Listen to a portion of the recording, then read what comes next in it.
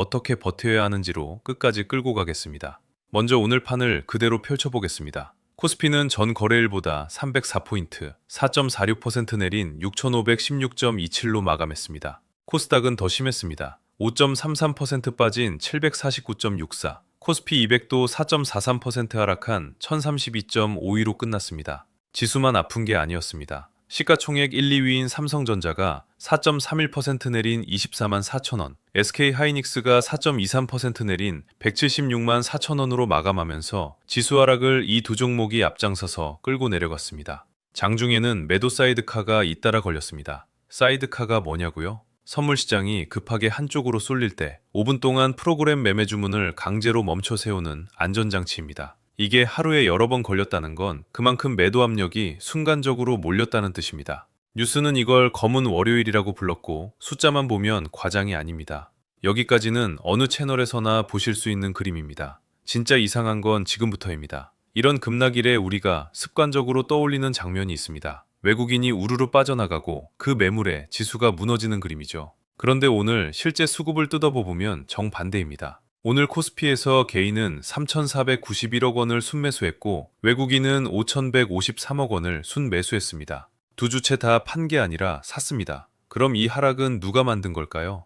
오늘 판 쪽은 기관이었습니다. 기관홀로 9,191억 원어치를 순매도하면서 시장을 눌렀습니다. 이게 왜 중요하냐면 흔히들 급락을 외국인 이탈로 읽는데 오늘만큼은 그 통념이 맞지 않기 때문입니다. 외국인은 이 가격대에서 오히려 담았습니다. 물론 하루치 수급만으로 외국인이 확신을 갖고 바닥을 산다고 단정할 수는 없습니다. 저가 매수일 수도 기계적인 조정일 수도 있습니다. 다만 분명한 건 오늘의 매도 압력은 밖에서 도망친 돈이 아니라 안에 있던 기관 자금에서 나왔다는 사실입니다.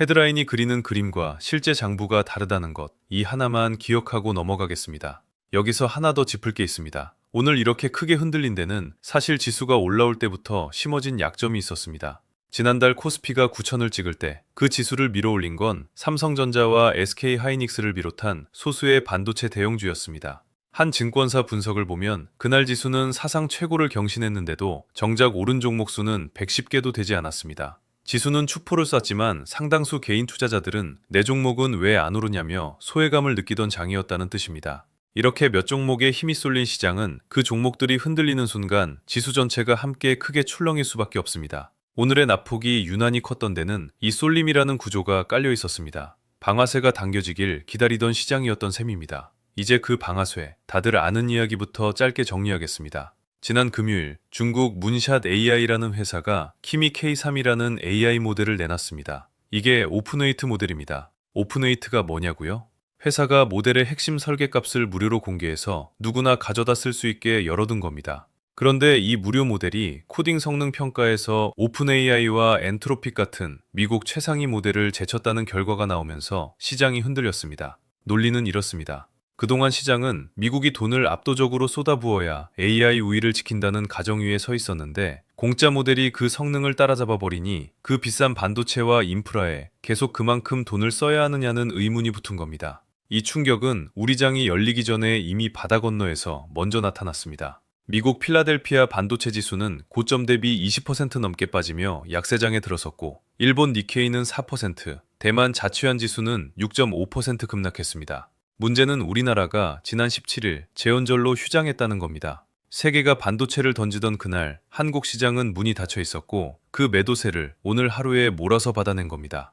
여기에 레버리지 ETF를 딱 한 겹만 얹겠습니다. 삼성전자와 SK하이닉스에 2배로 베팅하는 단일 종목 레버리지 ETF는 종목이 급락하면 규칙상 보유분을 기계적으로 더 팔아야 합니다. 하락이 매도를 부르고 그 매도가 다시 하락을 부르는 구조라 낙폭을 키우는 증폭기 역할을 합니다. 이건 저희가 여러 번 다뤘으니 오늘은 이 정도로 넘어가겠습니다. 여기까지가 오늘 하락을 설명하는 통상적인 그림입니다. 다만 이 대목에서 반드시 한번 멈춰야 합니다. 정말 이 모든 게 AI 모델 하나 때문일까요? 저는 아니라고 봅니다. 냉정하게 죽겠습니다. 코스피는 불과 한 달 전인 6월 18일 사상 처음으로 9,000선을 넘어 9,063으로 마감하며 축포를 쏘았습니다. 그 자리에서 오늘까지 약 28%가 되돌려졌습니다. 6월 중순 장중 270만원까지 올랐던 SK하이닉스는 오늘 176만원, 고점에서 3분의 1이 넘게 빠졌습니다. 이 정도 낙차가 정말 지난 금요일 소프트웨어 하나로 다 설명될까요? 그렇지 않습니다. 반도체가 정점을 지났다는 이른바 피크아웃 논쟁은 이미 이달 초부터 진행 중이었습니다. 피크아웃이 뭐냐고요? 실적이 꼭대기를 찍고 이제 내려갈 일만 남았다는 우려입니다. 실제로 이달 초에도 미국 메타가 AI 인프라 일부를 외부에 팔 수 있다는 신호를 주자 인프라가 남아돈다는 해석이 퍼지며 삼성전자가 하루 9% 넘게, SK 하이닉스가 14% 넘게 폭락한 날이 있었습니다. SK 하이닉스의 그날 낙폭은 금융위기 여파가 있던 2008년 이후 최대였습니다.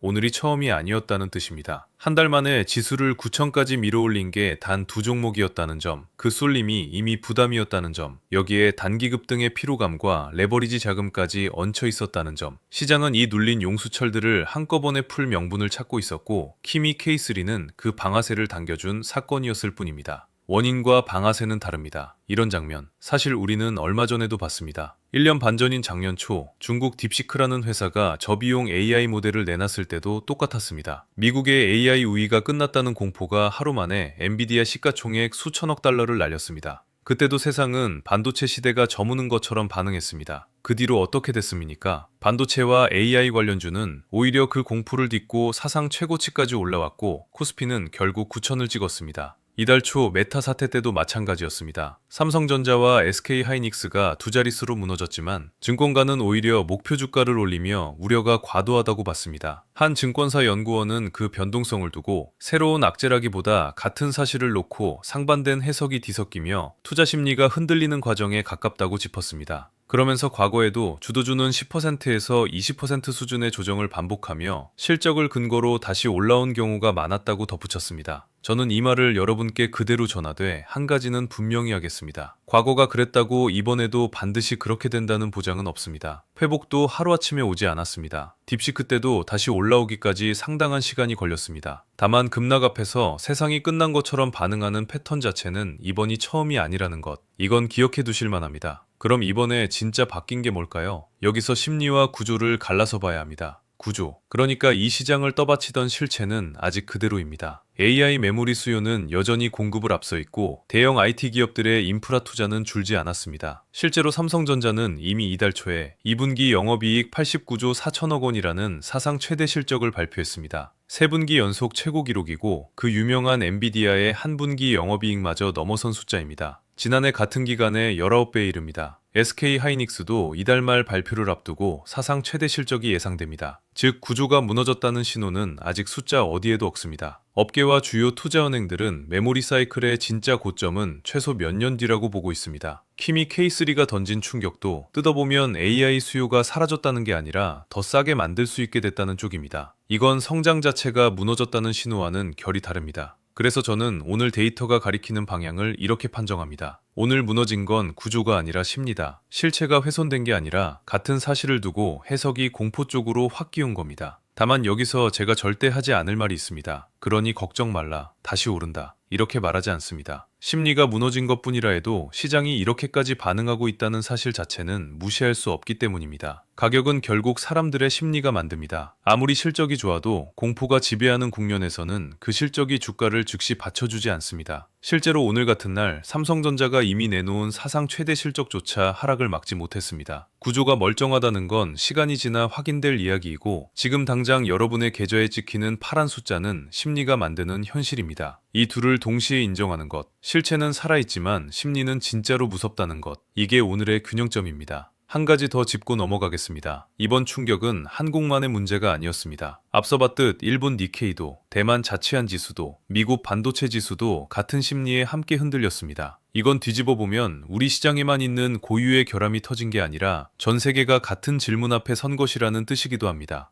AI에 이렇게까지 돈을 계속 부어야 하는가? 이 질문이 글로벌 반도체 전체에 던져진 겁니다. 그래서 국내 뉴스만 들여다봐서는 답을 못 찾습니다. 그리고 그만큼 한국 혼자 이 흐름에서 먼저 빠져나오기도 어렵습니다. 미국과 아시아의 반도체 심리가 돌아서야 우리 지수도 마음 편히 돌아설 수 있습니다. 그래서 뒤에서 말씀드릴 관전 포인트에 미국 반도체 지수를 반드시 넣어둔 겁니다.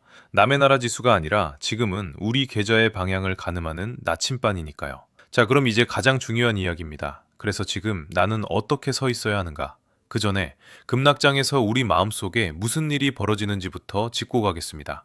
이걸 알아야 대응이 나오기 때문입니다. 사람은 같은 크기의 이익과 손실을 똑같이 느끼지 않습니다. 100만 원을 벌었을 때의 기쁨보다 100만 원을 잃었을 때의 고통을 훨씬 더 크게 느낀다고 합니다. 그래서 계좌가 파랗게 물들면 우리는 이성이 아니라 그 고통에서 빨리 벗어나고 싶은 본능으로 손이 움직입니다.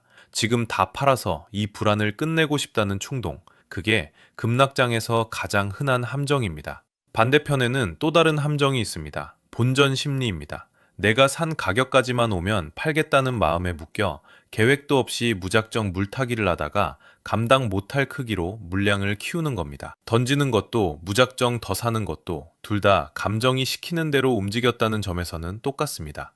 급락장에서 계좌를 지키는 사람과 무너지는 사람의 차이는 대부분 여기서 갈립니다. 판단을 감정에 맡겼느냐, 아니면 미리 세운 원칙에 맡겼느냐. 여기에 하나 더 알아두실 게 있습니다. 시장의 큰 반등은 아이러니하게도 가장 무서웠던 며칠 바로 뒤에 몰려서 오는 경우가 많습니다.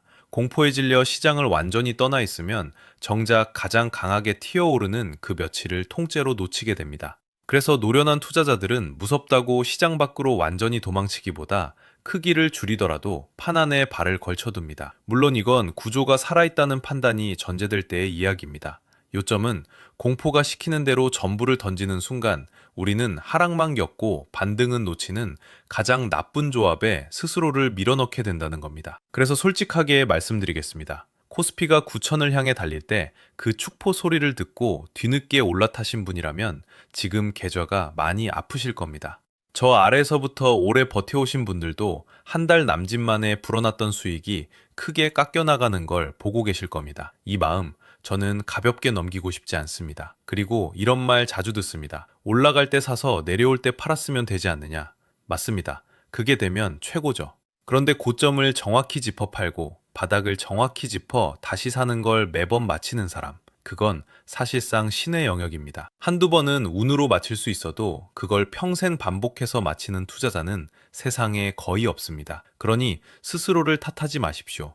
여러분이 부족해서 못 판 게 아니라 원래 아무도 그걸 완벽히 못합니다. 우리가 통제할 수 있는 건 타이밍이 아니라 태도입니다. 제가 계속 대응이라는 단어를 쓰는 데는 이유가 있습니다. 반응과 대응은 다릅니다. 반응은 시장이 던지는 자극에 그대로 튕겨나가는 겁니다. 빨간불이 켜지면 사고, 파란불이 켜지면 파는 것. 이건 시장이 내 손을 대신 움직이게 두는 것과 같습니다.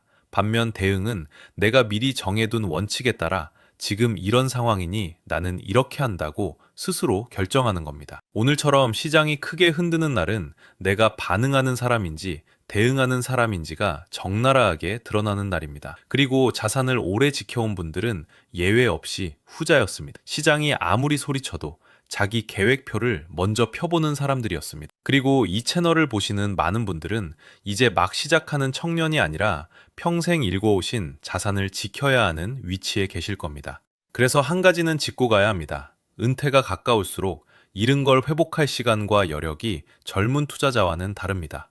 20대라면 반토막이 나도 10수년을 기다릴 수 있지만 그 시간표가 짧은 분들에게는 같은 하락도 무게가 다릅니다. 그러니 남들이 몇 프로 벌었다더라는 이야기에 흔들리기보다 내 상황에서 감당할 수 있는 위험의 크기가 얼마인지를 먼저 보셔야 합니다. 정답은 사람마다 다릅니다. 다만 원칙은 하나로 같습니다. 회복이 불가능한 크기로는 절대 씻지 않는다. 이게 자산을 오래 지켜온 분들이 공통적으로 지키는 선입니다. 이제 태도를 두 갈래로 나눠 구체적으로 말씀드리겠습니다. 길게 보고 가는 장기 투자자라면 오늘 해야 할 일은 손절 버튼을 누르는 게 아니라 앞에서 말씀드린 심리와 구조를 나눠 점검하는 겁니다. 내가 이 자산을 산 이유, 그러니까 메모리 수요와 실적이라는 구조가 여전히 살아있는지를 확인하는 거죠. 그 근거가 유지되는 한 오늘 같은 하락은 전량 정리해야 할 사건이 아니라 비중과 분할로 다뤄야 할 변동성입니다.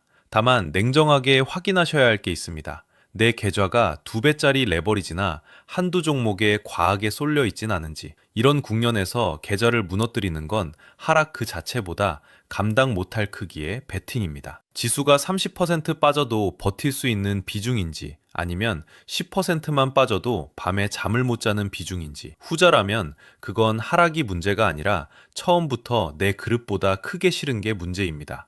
이럴 때 약간의 현금을 쥐고 있는 것도 전략입니다. 현금은 수익률로는 초라해 보여도 공포가 극에 달했을 때 기회를 잡을 수 있는 유일한 실탄이기 때문입니다. 내가 견딜 수 있는 변동폭을 미리 정해두고 그 안에서 움직이는 것, 그게 장기 투자자의 진짜 실력입니다. 짧게 대응하는 단기 투자자라면 접근이 달라야 합니다. 개별 종목의 반등을 찌그려 들기보다 시장 전체의 온도부터 보십시오. 사이드카가 얼마나 자주 걸리는지, 변동성 지표가 진정되는지 같은 신호가 먼저입니다. 오늘처럼 하루에 사이드카가 여러 번 걸리고 변동성이 급하게 튀는 국면은 방향이 아직 정해지지 않았다는 뜻입니다. 그 안에서 방향도 확인되기 전에 레버리지를 키우는 건 반등을 노리다 더 크게 다치는 지름길입니다. 들어가더라도 어디까지 틀리면 인정하고 나올지 그 손절선부터 정하고 들어가는 게 순서입니다. 반등이 온다 해도 그건 한 번에 오지 않고 위아래로 크게 출렁이며 옵니다. 그 출렁임을 버틸 손절선과 크기를 정해두지 않으면 방향을 마치고도 흔들림에 먼저 털려나가게 됩니다. 장투든 단투든 오늘 하루만큼은 하지 않으셨으면 하는 게 세 가지 있습니다. 첫째, 공포에 못 이겨 계획 없이 전량을 던지는 것. 지금 이 순간이 가장 무섭게 느껴지지만 감정이 최고조일 때 누른 매도 버튼은 대개 나중에 후회로 돌아옵니다. 둘째, 본전만 오면 팔겠다는 마음으로 아무 계획 없이 물량을 계속 늘리는 것. 분할 매수는 미리 정한 구간과 금액이 있을 때 전략이지 불안을 달래려고 하는 물타기는 그냥 베팅을 키우는 겁니다. 셋째, 하락에 베팅 안 한다며 지수가 내릴 때 2배로 버는 인버스 상품에 뒤늦게 올라타는 것. 방향이 정해지지 않은 변동성장에서 배율 상품은 맞아도 조금 벌고 틀리면 크게 있습니다. 이 세 가지만 피해도 오늘 같은 날 계좌를 크게 망가뜨릴 확률은 확 줄어듭니다. 장기든 단기든 공통되는 원칙은 하나입니다. 남의 확신에 내 계좌를 맡기지 마십시오. 뉴스는 공포를 팔고 어떤 유튜버는 확신을 팝니다. 오늘 폭락이라 외치는 목소리도 지금이 무조건 기회라 외치는 목소리도 둘 다 여러분 계좌를 책임져 주지 않습니다. 책임지는 건 자기 원칙과 감당 범위를 먼저 세운 사람입니다. 한 걸음 물러나서 보면 보이는 게 있습니다. 시장이 가장 시끄러운 날일수록 정작 중요한 신호는 조용한 곳에 있습니다. 오늘도 헤드라인은 검은 월요일과 중국 AI 쇼크로 도배됐지만 그 소음 아래에서 외국인은 조용히 사고 있었고 기관은 조용히 팔고 있었습니다. 공포에 휩쓸린 사람은 헤드라인의 크기만 보고 흐름을 읽는 사람은 그 아래 장부를 봅니다. 헤드라인에 휘둘리는 사람이 아니라 돈이 왜 움직였는지 아는 사람이 결국 앞서갑니다. 그래서 오늘 밤 계좌를 붙들고 시세창을 밤새 새로 고침하는 대신 이렇게 해보시길 권합니다.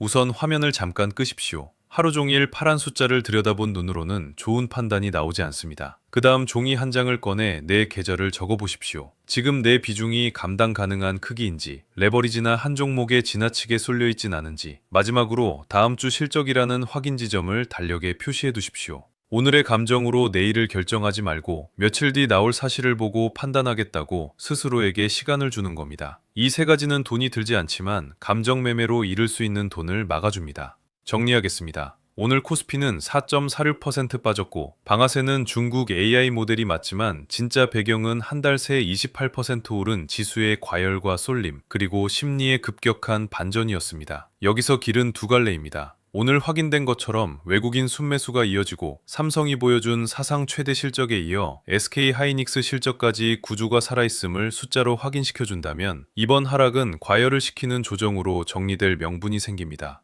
반대로 키미 K3이 쏘아올린 이 심리 변화가 굳어져 밸류에이션 자체를 낮춰잡는 흐름으로 번지면 지수는 6천선을 놓고 아래쪽을 시험하게 될 겁니다. 그래서 다음 주가 중요합니다. 삼성전자는 이미 사상 최대 실적으로 구조가 살아있다는 첫 증거를 내놨습니다. 이제 남은 건 SK 하이닉스입니다. 시장 캘린더 기준으로 SK 하이닉스의 2분기 실적 발표가 7월 29일로 예정돼 있습니다. 회사가 공식 확정한 날짜는 아니지만 이 실적과 그 자리에서 나올 HBM 수급 언급이 구조가 여전한지를 가를 다음 관문입니다. 여기에 미국 필라델피아 반도체 지수가 약세장에서 반등해주는지 그리고 오늘 담았던 외국인이 계속 사는지 다음 주엔 이 세 가지만 보시면 됩니다. 실적이 기대를 채우고도 주가가 흔들린다면 그건 심리가 아직 안 풀렸다는 신호이고 실적이 실망스러운데 주가가 버틴다면 그건 이미 나쁜 걸 다 반영했다는 신호입니다. 숫자와 주가의 방향이 어긋나는 지점, 거기에 다음 답이 있습니다. 조금 더 멀리 보는 시각도 함께 전해드리겠습니다. 일각에서는 이번 2분기 실적이 사상 최대라 해도 그게 꼭지가 아니라 긴 메모리 슈퍼사이클의 초반 봉우리일 뿐이라는 해석을 내놓습니다.